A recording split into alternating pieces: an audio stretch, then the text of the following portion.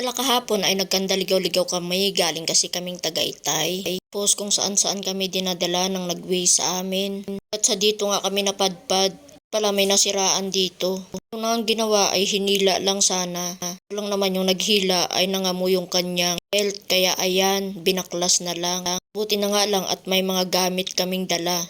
May napadaan na marunong magmekaniko kaya tinulungan na lang na maikabit ang lumang kadena dahil yung bago ay ipapalit na nga lang doon sa may shop na madadaanan, medyo malayo pa nga lang. Kaya habang gumagawa nga sila dyan, kami naman nag-a-assist ng mga dumadaan dito para naman mapa-stop and go yung kabilaang linya kasi parang kinain na namin yung kabilang linya.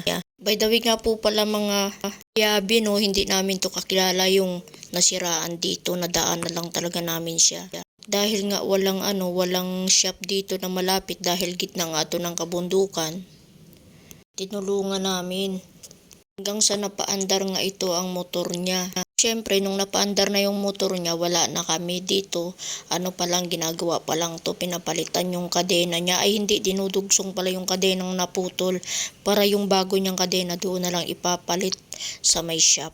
Mga master, kaya kawawa ka talaga dito in case na masiraan ka tapos wala kang gamit at wala ka ring idea sa iyong motor. Yun na nga lang at maraming mga dumaan at tumulong. Shout out sa lahat ng mga tumulong sa nasiraan na ito.